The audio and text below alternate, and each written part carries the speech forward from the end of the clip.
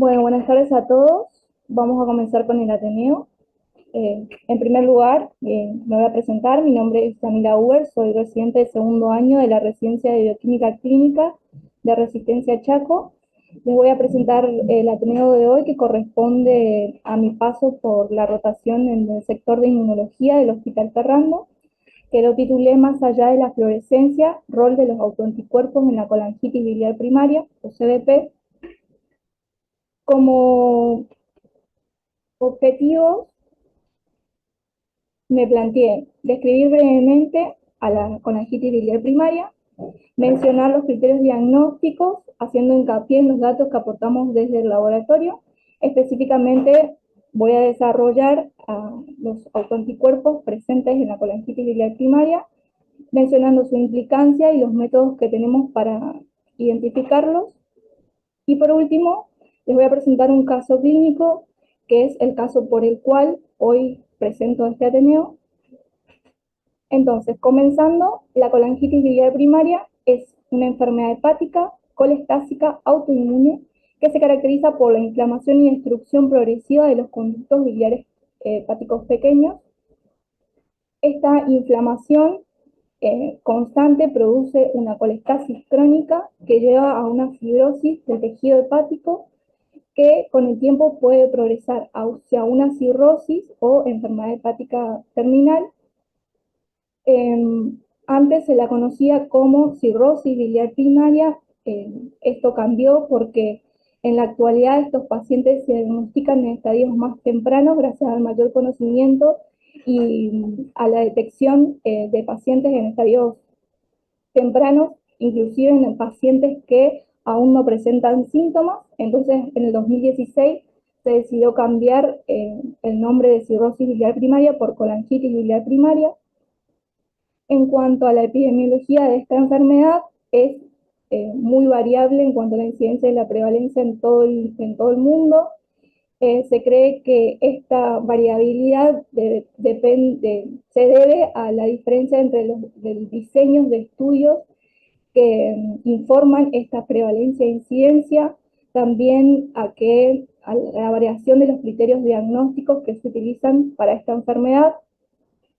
Eh, Se estima que la incidencia mundial oscila entre 0,7 y 40 casos por millón de habitantes. También se ha visto que la incidencia y prevalencia van aumentando, fueron aumentando con el tiempo, y se cree que esto se debe a un mayor conocimiento de esta enfermedad, que aumenta el número de casos, también a una mayor sobrevida de los pacientes debido a un diagnóstico más temprano y a un tratamiento que evita la progresión de la enfermedad. Eh, se, se presenta en mayor proporción en mujeres con una razón 1 a 9. Eh, la edad que se presenta con mayor frecuencia es entre la cuarta y sexta década de vida. Se estima que por año al menos 100.000 personas reciben un diagnóstico de CBP y que al menos una de cada 1.000 mujeres mayores a 40 años tiene colangitis biliar primaria. En cuanto a la etiología, la causa no se conoce bien, se sabe que es multifactorial, donde, como toda enfermedad autoinmune, tiene una base genética con genes involucrados en el sistema inmune. Esto es así porque se ha comprobado que familiares directos tienen mayor probabilidad de desarrollar CBP que la población en general, pero que estos factores genéticos no son suficientes para desarrollar la enfermedad. Entonces, está asociado a otros factores como son los ambientales, las infecciones, y en este último tiempo se han comenzado a estudiar la importancia y la implicancia que tiene la microbiota intestinal en la colangitis biliar primaria. En cuanto a la fisiopatología, es muy compleja y aún en la actualidad no está completamente dilucidada. Se propone el mimetismo molecular por el cual se forman estos autoanticuerpos, que son anticuerpos que van dirigidos contra proteínas que se encuentran en la membrana interna de las mitocondrias, es decir, que son antígenos que se encuentran de forma ubicua en todas las células. El por qué se produce una respuesta inflamatoria específicamente en las células epiteliales biliares, tampoco está muy dilucidado, pero se cree que estos autoanticuerpos se expresan de formas aberrantes en la membrana de estas células. También se postula que estas células son presentadoras de antígenos no profesionales, es decir, que pueden presentar los antígenos tanto por medio de moléculas HLA1 como HLA2 y presentar estos antígenos a las células T autorreactivas. También se propone que durante la apoptosis de estas células, en las vesículas apoptóticas se expresan estos autoantígenos que pueden desencadenar la respuesta inmune específica. Y bueno, una vez desencadenada la respuesta inmune a nivel de las células epiteliales biliares, va a llevar a una destrucción de estas células y liberación de mayor cantidad de autoantígenos, propagando esta respuesta inflamatoria, llevando a la destrucción de las células epiteliales biliares, provocando la colestasis. Esta inflamación crónica y el aumento de la concentración de los ácidos biliares a nivel del tejido hepático lleva a la fibrosis y a la cirrosis, y a la progresión hacia la cirrosis. Luego, el diagnóstico se hace cuando se cumplen dos de los siguientes tres criterios: evidencia bioquímica de colestasis basada en la elevación de FAL o gamma GT mayor a 1,5 al límite superior normal, presencia de los autoanticuerpos específicos, que ya nos vamos a ver cuáles son, o evidencia histológica de colangitis destructiva no supurativa y destrucción de los conductos biliares interlobulares. En general, lo que primero vamos a detectar en un paciente va a ser la elevación en el tiempo, elevación prolongada de las enzimas de colestasis, como ser FAL o gamma GT.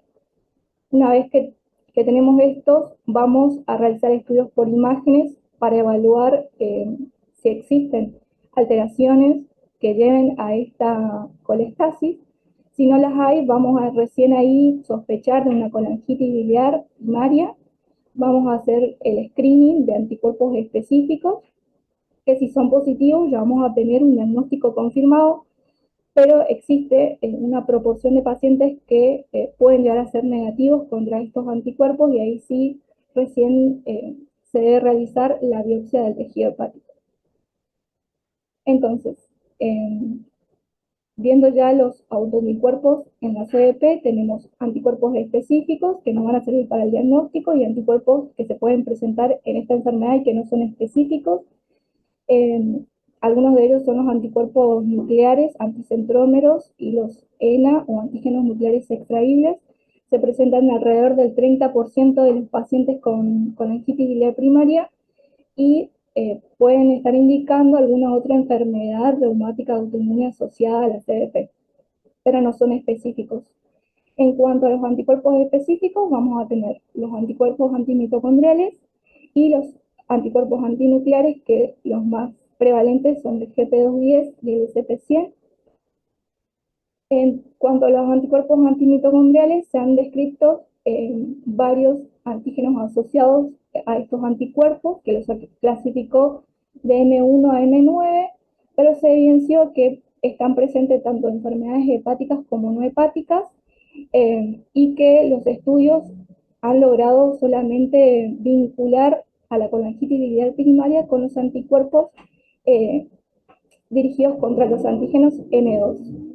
Estos autoanticuerpos contra los antígenos M2 se presentan en un 90-95% de los pacientes con colangitis biliar primaria y en menos del 1% de los pacientes sanos, es decir, que son sensibles y específicos. Bueno, estos antígenos que reconocen los autoanticuerpos se encuentran dentro de los complejos multienzimáticos que conforman la 2-oxoácido deshidrogenasa, donde se encuentran los complejos piruvato deshidrogenasa, 2-oxoglutarato deshidrogenasa y 2-oxoácido deshidrogenasa de cadena ramificada. Estos complejos multienzimáticos están conformados a su vez por diferentes enzimas, como son las enzimas E1, E2 y E3. Se ha demostrado que en el 95% de los pacientes con cogalangitis biliar primaria, los autoanticuerpos muestran reactividad contra la enzima E2 de la piruvato deshidrogenasa. En menor proporción, muestra reactividad contra la enzima E2 de los otros dos complejos, y menos frecuente es encontrar anticuerpos con reactividad contra E1 y E3. Para detectarlos tenemos como técnica estándar de oro la inmunofluorescencia indirecta, que se utilizan improntas de tejido triple con hígado, riñón y estómago. Títulos superiores a 1 en 40 se consideran positivos. El patrón característico en esta impronta es observar un patrón citoplasmático granular tanto en las células principales y parietales del estómago. Vamos a ver el mismo patrón citoplasmático en el tejido hepático y en todos los túbulos, tanto proximales como distales, en el riñón. En cuanto a la determinación de estos anticuerpos antimitocondriales en células HEP2, vamos a ver un patrón característico que es el patrón citoplasmático reticular. No se recomienda el uso de estas improntas con células HEP2 para la detección de estos anticuerpos, pero sí eh, se debe realizar en conjunto con el tejido triple para la evaluación de anticuerpos antinucleares que son específicos para la CDP. En cuanto a los métodos los ensayos en fase sólida, que se basan en la unión antígeno-anticuerpo, que ya conocemos, como la ELISA, la quimioluminiscencia, la sensibilidad y especificidad de estos métodos se van a basar no solo en la capacidad de detección de la señal, sino también en los tipos de antígenos que utilizan estos métodos. Se han confeccionado métodos que van aumentando en sensibilidad y en precisión diagnóstica. Vemos cómo primero se ha utilizado un complejo purificado de la piruvato deshidrogenasa, que como recordamos era el que mayor eh, autoanticuerpos tenía dirigido contra este complejo. Luego se ha hecho una proteína recombinante que contiene, digamos, los epítopos más inmunodominantes de la enzima E2 de los tres complejos, eh, y eh, un método con tanto el antígeno purificado como esta proteína recombinante ha aumentado la sensibilidad y la precisión diagnóstica porque, como mencioné, digamos, existen autoanticuerpos dirigidos, aunque en menor proporción, contra los otros epítopos, como ser contra la enzima E1 y E2 y E3, perdón. Eh, bueno, en cuanto al rol de los autoanticuerpos en la colangitis biliar primaria, como dije, son sensibles y específicos, entonces nos van a servir para el diagnóstico de esta enfermedad. Se consideran que tienen un papel patogénico por ser altamente prevalente, pero no sirven como pronóstico, ya que no se relaciona con los títulos no se relacionan con la gravedad de la enfermedad, ni tampoco se relacionan con la valoración del tratamiento, ya que la disminución de los títulos de los anticuerpos antimitocondriales no están relacionadas con la buena respuesta al tratamiento. Después teníamos los anticuerpos antinucleares, uno de los anticuerpos específicos era el anti-GP210, que es una proteína que conforma el complejo del poro nuclear. Es la proteína más inmunogénica, pero también podemos encontrar la proteína P62 y el receptor de la lamina B. Son específicos, pero como vemos son menos sensibles para el diagnóstico de colangitis biliar primaria. Estos autoanticuerpos están asociados con un patrón de HEP2 de envoltura nuclear o anticuerpo o AC12. Eh, la característica que tienen parecen un patrón homogéneo, pero vemos cómo las placas metafásicas están negativas, y otra característica es que en la intersección de los núcleos hay un aumento de la fluorescencia. También tenemos ensayos en fase sólida que nos van a permitir identificar específicamente este autoanticuerpo. En cuanto al rol de estos autoanticuerpos anti-GP210, nos sirven como diagnóstico porque, como dije, son específicos. Eh, nos, su valor diagnóstico es más en aquellos pacientes que son AMA negativos.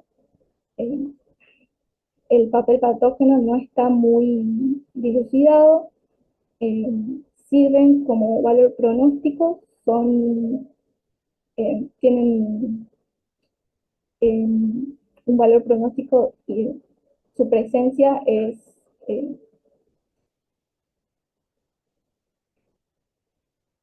indican una enfermedad más grave y una mayor progresión de la enfermedad. No hay trabajos, digamos, que evalúen la disminución de los títulos con la mejoría, la valoración del tratamiento. En cuanto a los autoanticuerpos anti-SP100, se relacionan con un patrón en células HEP2 de puntos nucleares múltiples. Son proteínas nucleares. El SP100 es el más inmunogénico, pero también se pueden encontrar la proteína de leucemia promielocítica, la nucleoproteína SP40 y el pequeño modificador relacionado con la ubiquitina. El rol de estos autoanticuerpos también sirve como diagnóstico porque son específicos de la CBP, específicamente tienen un valor en aquellos que también son pacientes AMA negativos. No se conoce su valor patogénico y bueno, tienen un valor pronóstico, indican mal pronóstico, y esto sí han relacionado estudios que con una disminución de su título se trata de una buena respuesta al tratamiento. Bueno, existen nuevos biomarcadores en estudio, como los anticuerpos contra la proteína similar a Kelch, que es una proteína nuclear que es encargada de la exportación de colágeno y en la ubiquitinación de algunas proteínas, y la exokinasa 1, que se encuentra en la membrana externa de la mitocondria, que participa en la fosforilación de la glucosa. Estos anticuerpos tienen alta especificidad y su valor también es en aquellos pacientes que son AMA negativos, y disminuyen los pacientes que son seronegativos. Bueno, existen en la actualidad ensayos múltiples, como los ensayos de perlas de láser direccionable y tecnologías multianalito basados en partículas. Los que más conocemos son los ensayos de flujo lateral, que se encuentran en el laboratorio. Lo que nos permite estos ensayos es determinar específicamente los autoanticuerpos que están presentes en los pacientes. Por ejemplo, nos permite también hacer el diagnóstico diferencial con otras patologías hepáticas autoinmunes. Y bueno, presentándole el caso clínico, lo voy a presentar más desde el punto de vista del laboratorio, porque por ahí presentándolo desde que el paciente ingresa no refleja la realidad que nosotros tenemos desde el laboratorio. En el Hospital Perrando, en el servicio de inmunología, se reciben muestras tanto de pacientes internados como de pacientes ambulatorios. En este caso clínico es una paciente de sexo femenino de 51 años de edad que estaba internada en el servicio de clínica médica con pedido de AMA y ANA el 7 de junio. En el servicio se realiza inmunofluorescencia indirecta para la detección de ANA por células HEP2 y para la detección de AMA por tejido triple.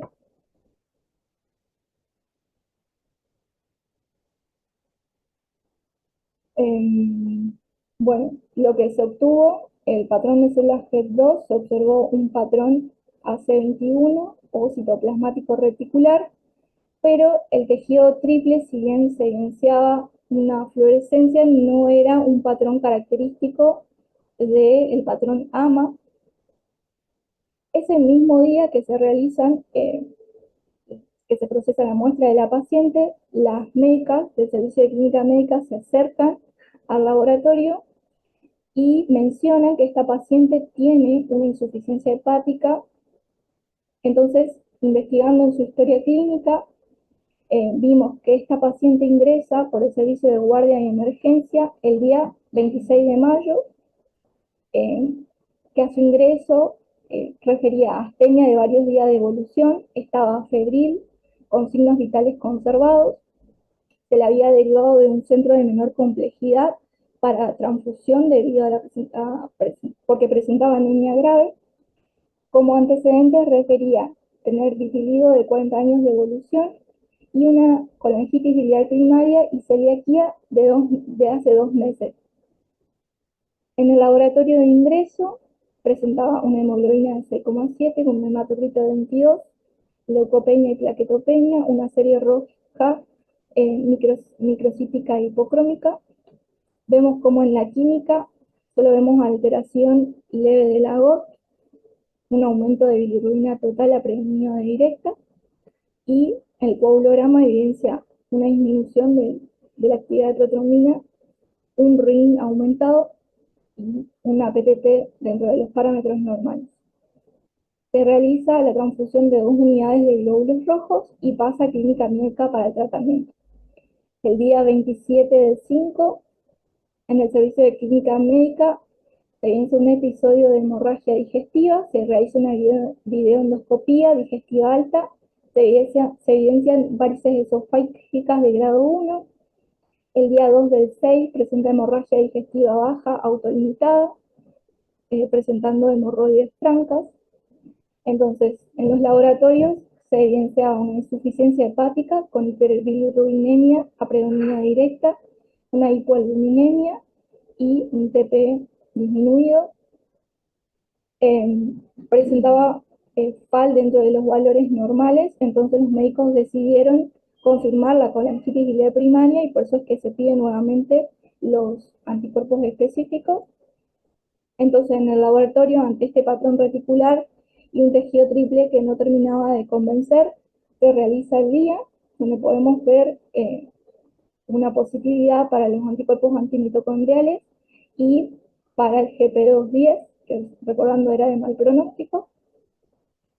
Entonces, para hablar un poquito de la clínica y relacionarlo con nuestra paciente, en la clínica de la colangitis biliar primaria se presenta con mayor frecuencia la fatiga y el prurito, pero la fatiga de nuestra paciente se debe más a una anemia grave que a la CBP en sí, y la evidencia de varices esofágicas también se presenta en nuestros pacientes y se correlaciona con una enfermedad más avanzada debido a la presencia de hipertensión portal debido a la fibrosis hepática. En cuanto a las enfermedades asociadas, existe alta frecuencia de enfermedades autoinmunes asociadas, donde el síndrome de Sjögren es el más común, pero también se puede presentar la enfermedad celíaca en menor proporción. Y bueno, podemos ver de lo que pude rescatar de lo que se realizó durante su internación, una FAL que nunca superó el límite superior normal, una bilirrubina que, si bien fue aumentando, tenemos que tener en cuenta que fue transfundida y que por ahí por la hemólisis puede aumentar asociado a la insuficiencia hepática. Y bueno, una hemoglobina que dio las transfusiones mejoró y se mantuvo.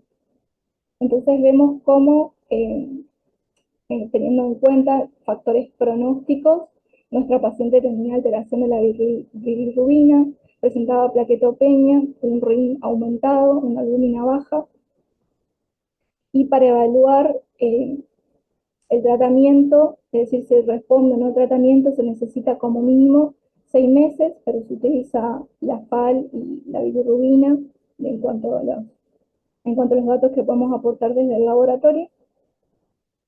Entonces, siguiendo con el caso clínico, debido a que hay una buena evolución clínica y no se repiten los episodios de sangrado y se mantiene el hematocrito, se decide el egreso hospitalario con pautas de alarma. Queda pendiente el control y el seguimiento por gastroenterología y bueno, el tratamiento, dieta para SINTAC, para celíaco, el ácido uso de sulficólico, que es el tratamiento de elección para la colangitis biliar primaria, que a diferencia de otras enfermedades autoinmunes, esta enfermedad no responde a fármacos inmunosupresores, y a sulfato ferroso por la anemia microcítica hipocrónica. Bueno, y como discusión y motivo por el cual me hizo investigar mucho, digamos, es por qué no se observa un patrón de característico de AMA en el tejido triple. Y bueno, busqué un poco si el tratamiento puede afectar o no. Si bien esta paciente recién hace 2 meses tenía el diagnóstico de colangitis biliar primaria, las médicas tampoco me supieron decir si estaba con tratamiento o no. Sí encontré que disminuye el título de AMA en estos pacientes tratados. Sí, bueno, si podemos atribuir a una mayor sensibilidad del día que el tejido triple, pero en general tienen una sensibilidad bastante comparable. Y bueno, nos queda determinar si hay un error en cuanto al método que realizamos en el laboratorio, evaluar por ahí la utilidad de controles positivos que no tenemos disponibles en este momento en el laboratorio porque se nos es difícil controlar el, la, corroborar, digamos, la técnica del método. Y por ahí también, debido a que es baja la frecuencia de los pedidos, lo que se realiza en el laboratorio es cortar las improntas y volver a guardar, y habría que evaluar si no se deterioran estas improntas con el tiempo. Y bueno, como conclusión, eh, conocer el rol de los autoanticuerpos en la colangitis biliar primaria por parte del bioquímico es importante, no solo para su interpretación clínica, sino también para saber cuál es el método adecuado para su detección y la forma correcta de informarlos. Una interpretación óptima de los resultados requiere un informe estandarizado que se tenga en cuenta las limitaciones de los métodos y el contexto clínico del paciente. Esta es la bibliografía que utilicé y muchas gracias.